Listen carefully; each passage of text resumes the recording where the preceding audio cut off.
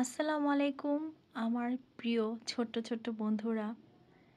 আমি তোমাদের মাঝে আজকে একটি সুন্দর গল্প নিয়ে এসেছি। অনেকে গল্প পড়তে অনেক পছন্দ করো, আমারও গল্প পড়তে অনেক ভালো লাগে। তাই আমি তোমাদের মাঝে সুন্দর একটি গল্প নিয়ে এসেছি।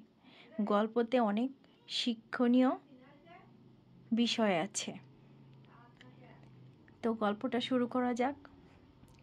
একদা এক নেংটি ইঁদুর তাড়াহুড়ো করে ছুটতে গিয়ে এক ঘুমন্ত সিংহর গায়ের উপরে গিয়ে পড়ল। ব্যাস, সিংহের কাঁচা ঘুম ভেঙে গেল। জেগে উঠে সিংহ নেংটিটাকে এক থাবায় শেষ করতে যাচ্ছিল আর কি। নেংটি তখন অনেক কাকুতি মিনতি করে বলল, প্রভু, আমার ভুল হয়ে গেছে, আমি মাপ চাইছি। আমার এবারের মতো ক্ষমা ঘেন্না করে ছেড়ে দিন হুজুর। একদিন আমিও আপনার জন্য প্রতিদানে কিছু করার চেষ্টা করব। নেংটি ইঁদুরের কথা শুনে সিংহের খুব হাসি পেল। এ নেংটি কি বলে কি? যাই হোক, দয়া করে হাসতে হাসতে সিংহটিকে ইঁদুরটিকে ছেড়ে দিল। এরপর বেশ কিছুদিন কেটে গেছে। শিকারীর দল জঙ্গলে ফাঁদ পেতেছিল শিকার ধরার জন্য। সিংহ শিকারে বেরিয়ে কি করে যেন সেই ফাঁদ ধরা পড়ল।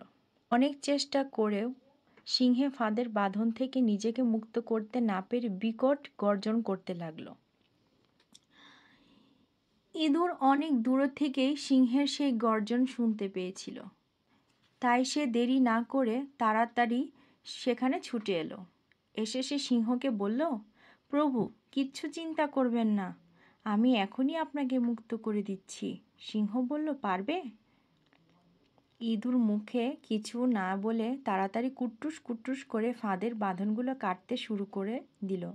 সিংহকে ফাঁদ থেকে মুক্ত করার পর নেংটি ছবিনয়ে বলল, প্রভু, সেদিন আপনি আমার কথা শুনে হেসেছিলেন।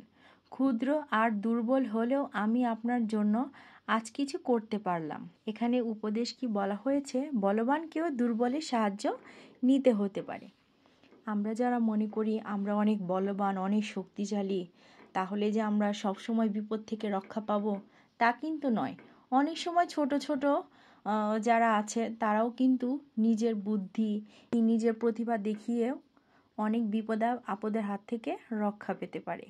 এখানে উপস্থিত বুদ্ধিটাই হলো বড় বিষয়। ধন্যবাদ সবাইকে।